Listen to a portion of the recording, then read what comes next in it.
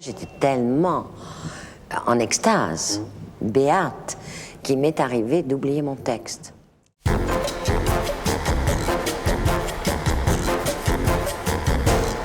Alors, vous connaissez la Terre entière, et je vais vous faire une interview wouzou. C'est-à-dire que je vais vous citer des noms de gens. Ah oui, c'est terrible, ça. Mais pas pour vous fâcher, Faut obligatoirement. pas gagner. Non, il n'y a rien à gagner. Bon, d'accord. C'est nous qui gagnons à vous écouter. Alors, je vais vous citer des noms de gens, et vous réagissez. Par exemple, Louis Malle. Je l'aime. Vous l'avez beaucoup aimé. Oui, Vous l'aimez toujours. toujours. Vous croyez que... Vous avez fait d'abord Ascenseur pour l'échafaud avec Et lui. Les Amants. Et Les Amants. Et bien, on a fait 2 autres films ensemble. Ensuite, on va en parler. Mais est-ce que vous auriez fait les Amants si vous n'aviez pas été, excusez-moi, amant avec lui? C'est quand même très... Non, pas du tout. Vous l'auriez pas fait ou vous l'auriez fait? Bah, ça n'aurait pas été possible sans lui et sans moi. Après, vous avez fait Viva Maria. Et là, il y a eu un peu des problèmes parce que, on peut le dire maintenant, il y a prescription. Bardot, quand même, je faisais un peu chier, quoi, sur le Non, il n'y a tournage. pas vraiment eu de Non. problème. C'est vrai qu'elle était un peu chiante. Ouais. Mais c'était vécu, Ouais. en tout cas par moi, tout à fait bien. Ah, par vous, oui.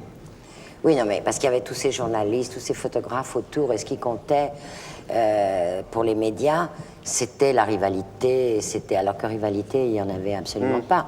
Mais quelquefois, c'était emmerdant d'attendre 8 heures, 9 heures, une chaleur de plomb. C'était pas toujours... Alors, je lui demandais de me prévenir quand elle ne se réveillait pas, mais c'est difficile de le savoir. Non, puis lui, il s'occupait plus d'elle parce qu'avec vous, il savait que c'était réglé un peu. Donc, Non, il c'est donnait pas beaucoup vraiment. d'attention à elle, quand même, non? Non, non, il le faisait parce qu'il la sentait beaucoup plus fragile.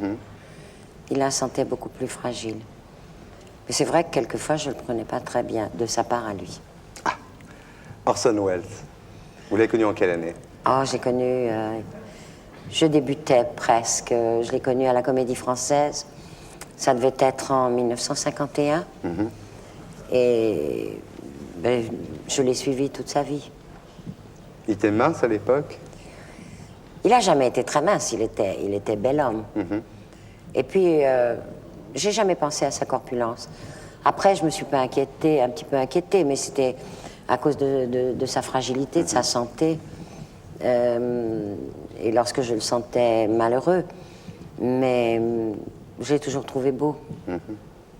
C'est vrai qu'il n'aimait pas qu'on le voit manger. Non, il n'aimait pas ça. Il paraît qu'un jour, vous l'avez surpris en Espagne en train de manger Oui, on du m'avait cochon de lait. Oui, un cochon de lait entier qu'il avait devant lui. On m'avait donné une adresse à côté de Madrid et j'y suis allée avec un ami. Il n'y avait personne et on nous a proposé différentes salles, une sorte d'auberge. Et puis j'ai ouvert une porte et Orson était là. J'ai vu qu'il était furieux, j'ai fait comme si je ne l'avais pas vu. Et un jour, il vous a proposé de tout quitter pour le suivre aux États-Unis. Vous n'êtes pas parti. Tout quitté. Il voulait payer le dédit de la Comédie Française. Buñuel. C'est un homme que j'aurais pu aimer follement s'il avait été un peu plus jeune. Remarquez, son âge me gênait pas, mais ça le gênait, lui. Alors je lui disais que j'aurais aimé qu'il soit mon père. Et lui me disait que j'avais tort, parce qu'il aurait été absolument tyrannique, il m'aurait sûrement enfermé dans un placard. Il vous aurait pas laissé faire de cinéma? Non, sûrement pas. Un peu comme votre père. Oui, mais mon père, pour d'autres raisons, il trouvait que c'était dégueulasse. Mais c'est vrai que Buñuel, vous racontez ça, quand il était petit, vous dites qu'il était sensible, mais pas sentimental. Oui, c'est très important. Oui, et que quand il était petit, pendant qu'il travaillait, il mettait du sparadrap sur la bouche de sa sœur. Mais Je pas trouve quand ça- il était petit, quand Ah il bon était grand. Ah bon? Mais dis donc. oui, quand il était grand, quand il travaillait avec Jean-Claude Carrière, et il mettait du sparadrap sur la bouche de sa sœur parce qu'elle était trop bavarde. Bah dis donc. Alors, vous avez travaillé dans Nikita avec Besson, et vous êtes assez fasciné par sa recherche du Graal, ce que vous appelez sa recherche du Graal. Oui.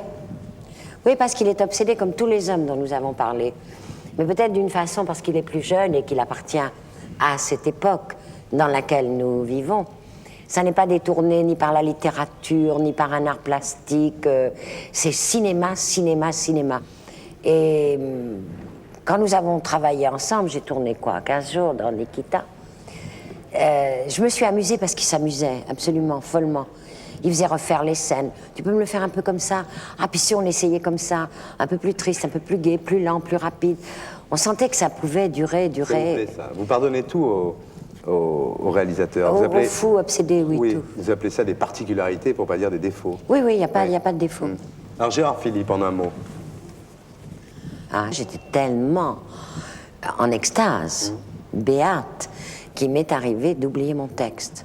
Ah oui, C'est embêtant, hein, quand on est comédienne. Bah oui, et puis surtout dans Le Prince de Hambourg, avoir un trou dans la salle, dans la cour du Palais des Papes, c'est... Mais il y a le vent qui passe. Gabin, vous avez tourné avec lui? Gabin, oui. Ah, mais moi j'aime tous les hommes avec lesquels j'ai travaillé. Lino Ventura, vous avez travaillé avec lui? Oui, dans le Grisby. Ah oui, dans le Grisby aussi. Et puis j'ai fait un film, alors là, celui-là, j'ai oublié le titre. Ah bon, vous préférez l'oublier? Non, pas du tout. Vous savez qu'il était catcheur, Lino Ventura, avant? Oui, je sais. Et pour être sûr de ne rien rater de Inarditube, abonnez-vous et mettez un pouce bleu.